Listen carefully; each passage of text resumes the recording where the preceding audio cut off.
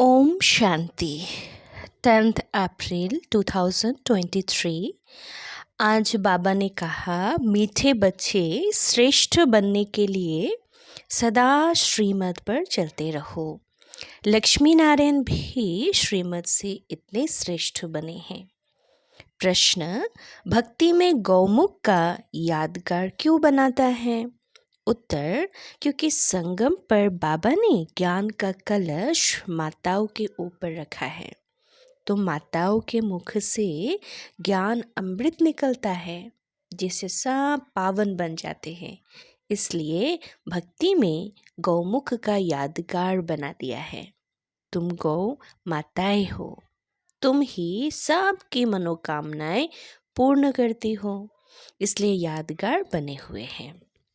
गीत नयनहीन को राह बताओ। बच्चों ने ये गीत सुना। भक्ति मार्ग वाले बच्चे बाप को पुकारते हैं कि हम जो नयनहीन बुद्धिहीन बन गए, हमें राह बताओ हे प्रभु जी। याद करते हैं ऐसे कह के अपने बाप को। उनको परम पिता परमात्मा कहा जाता है। सभी जीव की आत्माएं बाबा को याद करती है। हम इस पतित दुनिया में बहुत दुखी हैं, दर दर धक्के खाते रहते हैं। जहाँ भी जाते हैं उनके ऑक्यूपेशन का कुछ भी पता नहीं है कि हम किसके पास जाते हैं। शिव के मंदिर में जाते हैं, परंतु उनको पता ही नहीं है कि शिव कौन है। जहाँ भी जाएंगे माथा टेकेंगे, जानते ही नहीं कि वो कौन है, कब आए थे। लक्ष्मी नारायण के मंदिर में भी जाते हैं, लेकिन जानते नहीं कि वो कब आए, कैसे राज्य लिया, कुछ भी पता नहीं। दिलवाड़ा मंदिर में जाते हैं, वहाँ आदिदेव बैठा है, परंतु जानते ही नहीं कि वो कौन है। जगदम्बा के पास जाते हैं, परंतु वो कब आई, क्या किया, कुछ नहीं जानते, सिर्फ जाकर माथा टेकते हैं, प्रार्थना करते हैं, बच्चा दो, ये दो, वह दो, जानते कुछ भी नहीं। गौमुख पर जाते हैं, कितने मेहनत करके सीढ़ी उतरते चढ़ते हैं, पता कुछ भी नहीं है कि वहाँ क्या रखा है। एक पत्थर का गौ का मुख बनाया है, कहते हैं गौमुख से गंगा जल निकलता है। अब जानवर के मुख से अमृत थोड़ी निकलेगा। तीर्थों पर जाते हैं, कारण पुकारते हैं कि हे प्रभु, हे बाबा, क्योंकि वो सबका बाप है। तीर्थों पर भी जाते हैं, किसी के ऑक्यूपेशन का कोई पता नहीं है कि कब आए, क्या आकर किया, क्यों हम उसको पूजते हैं। नयनहीन होकर प्रभु को पुकारते रहते हैं कि हे प्रभु, लेकिन जानता कुछ नहीं। मनुष्य के 3 बाप कहे जाते हैं। एक है आत्माओं का बाप शिव, दूसरा है सारे मनुष्य सृष्टि का अथवा मनुष्य सीजरे का रचता प्रजापिता ब्रह्मा बाबा, तीसरा फिर लौकिक बाप। भक्त भी एक भगवान को याद करते हैं कि नयनहीन को आकर राह दिखाओ, जो हम सदा ऐसे बने। ये कलयुग तो है ही दुखधाम, सतयुग है सुखधाम, और जहाँ से हम आत्माएं पाठ बजाने आती है उनको शांति धाम कहा जाता है। आत्माओं को ये शरीर रूपी बाजा अथवा ये कर्म इंद्रिय यहाँ मिलती है, जिससे आत्मा कर्म करती है। आत्मा तो है अविनाशी, शरीर है विनाशी। आत्मा है पारलौकिक परमपिता परमात्मा की संतान, शरीर है लौकिक बाप की संतान। आत्मा का बाप एक ही है, उनको याद करने से वर्षा मिलता है। बेहद के शांति और सुख का वर्षा कोई मनुष्य मात्र से मिल नहीं सकता, चाहे कोई भी हो। ब्रह्मा विष्णु शंकर को भी देवता कहा जाता है, परंतु परमात्मा एक शिव है। शिव परमात्माय नमः कहा जाता है, ब्रह्मा परमात्माय नमः नहीं कहेंगे। यह भी जो मंदिर आदि है, उनके ऑक्यूपेशन को कोई नहीं जानते। उच्चते उच्च परमात्मा परमपिता शिव है, फिर रचना रचते हैं ब्रह्मा विष्णु शंकर की। शिव निराकार अलग है और शंकर आकारी देवता है। परमात्मा एक है, ये पहेली अच्छी रीति समझना चाहिए। पहले तो बाप को जानना चाहिए जो स्वर्ग रचता है। मनुष्य तो भक्ति में धक्के खाते रहते हैं। लक्ष्मी नारायण तो है स्वर्ग के मालिक, वहाँ तो सदैव सुख ही सुख है। यहाँ अभी दुख है, ये दुनिया ही पतित है। सतयुग में भारत पवित्र गृहस्थ आश्रम था। यथा राजा रानी तथा प्रजा सब पावन थे।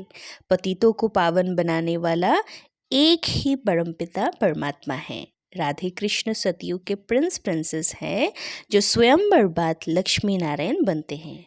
स्वर्ग को कहा जाता है शिवालय। आप बाप सबको पावन बना रहे हैं इन भारत माताओं द्वारा, जिन्हों पर ही ज्ञान का कलश रखा जाता है। भारत में पवित्र राज्य था, अभी है अपवित्र राज्य। गृहस्थ धर्म के बदले गृहस्थ अधर्म हो गया, फिर बाप आकर पावन बनाते हैं। बाप आत्माओं से बात करते हैं कि मैं परमपिता परमात्मा आया हूँ। आत्मा परमात्मा अलग रहे बहुकाल, तुम बहुत समय से बिछड़े हुए हो, अब बिल्कुल रोगी पतित कौड़ी तुल्य बन गए हो। फिर तुमको अगर मेरे जैसा बनना है तो बाबा कहते पुरुषार्थ करो। यह भारत माता शक्ति अवतार हैं। ये शिव बाबा को अपना बाप मानती है। इनसे योग लगाने से शक्ति मिलती है, जिससे 5 विकार पर जीत पाकर माया जीते जगत जीत बनते हैं। और यह हार जीत का खेल है। ये वर्ल्ड की हिस्ट्री ज्योग्राफी समझने से तुम चक्रवर्ती राजा बन सकते हो। बाप ही स्वर्ग के लिए पवित्रता सुख शांति का वर्षा देते हैं। ये राजयोग, राजयोग है। हठयोगी राजयोग सिखा ना सके। अभी तुम बच्चों को श्रीमत मिलती है जिससे तुम श्रेष्ठ बन रहे हो। रावण की मत से तुम भ्रष्ट बने हो। भारत अब रावण की मत पर चलने से इतना दुखी कंगाल बना है। जगदम्बा सबकी मनोकामनाएं पूर्ण करने वाली थी, वह भी माता थी ना। जगदम्बा ने श्रीमत पर भारत को स्वर्ग बनाया था, इसलिए उनकी इतनी महिमा गाई जाती है। पवित्रता के बगैर तुम पवित्र दुनिया के मालिक नहीं बन सकेंगे। आधा कल्प भक्ति मार्ग चलता है। अब बाबा कहते हैं फिर पावन दुनिया के मालिक बनना है तो आकर समझो। अब श्रीमत मिलती है, इन पर चलना है। मेरा तो एक शिव बाबा, दूसरा ना कोई। मनुष्य तो 84 जन्म लेते हैं। तुम शक्तियाँ हो। शिव बाबा से योग लगाने से तुमको शक्ति मिलेगी, नहीं तो कभी स्वर्ग के मालिक नहीं बन सकेंगे। पारलौकिक बाबा से 21 जन्म का वर्षा मिलता ही है संगम युग पर, इसलिए इस संगम युग पर पुरुषार्थ करना है। बच्चों का भी कल्याण करना है, फिर स्वर्ग के मालिक बन जाएंगे। यह राजयोग की पाठशाला है। भगवानुवाच, बच्चे मैं तुमको राजयोग सिखलाता हूँ जिससे तुम राजाओं का राजा स्वर्ग के मालिक बनेंगे। सिर्फ बाप को याद करो तो अंतमति सोगति हो जाएगी।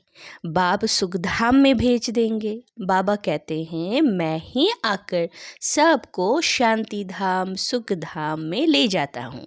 सतयुग त्रेता में यह भक्ति आदि नहीं होता, वहाँ तो 21 जन्म अथाह सुख है। अब बाप कहते हैं इन रावण पर जीत पहनो। विकार के लिए शादी करना अपनी बर्बादी करना है। परमपिता परमात्मा ने ऑर्डिनेंस निकाला है कि पवित्र बनो तो जगत का मालिक बनेंगे। ये दुख धाम से शांति धाम सुख धाम में चलना चाहते हो तो ये बातें समझो। तुम जानते हो सिवाय बाबा के कोई भी मनुष्य को भगवान कहना रॉन्ग हो जाएगा। भगवान तो एक ही है। अभी तुम बच्चे शिव परमपिता परमात्मा की शिव परमपिता परमात्मा की, ब्रह्मा विष्णु शंकर की, लक्ष्मी नारायण आदि सब की बायोग्राफी जानते हो। तुम अब श्रीमत से ऐसे लक्ष्मी नारायण जैसे समान श्रेष्ठ बन सकते हो। पवित्र तो ज़रूर बनना है। परमपिता परमात्मा की श्रीमत पर एक बाप को याद करते रहेंगे और पवित्र बनेंगे तो 21 जन्म का राज्य भाग्य मिलेगा। कितनी सहज बात है। ये समझने से तुम भक्ति के धक्कों से, रोने पीटने से 21 जन्म छूट सकते हो। समझना है कि सतयुग की स्थापना कैसे होती है और फिर ये चक्र कैसे फिरता है। सारे वर्ल्ड की हिस्ट्री ज्योग्राफी को समझो। यह तो मनुष्य ही समझेंगे। एक बाबा की श्रीमत पर चलना है। सर्व पर दया तो एक ही बाप करते हैं। वो ज्ञान का सागर है, सुख का सागर है। वही इन माताओं को ज्ञान का कलश देते हैं जिससे वो सबको पावन बना सकती हैं। बाकी पानी की गंगा पावन नहीं बना सकती। ये गौ माताएं हैं जिन्हों को ज्ञान का कलश मिलता है। ये तो पढ़ाई है, पढ़कर देवता बनता है। ब्राह्मण देवता, क्षत्रिय, वैश्य और शूद्र ये वर्ण है। ऐसे यह 84 का चक्र फिरता रहता है। इस चक्र को जानने से तुम चक्रवर्ती राजा रानी बन सकते हो।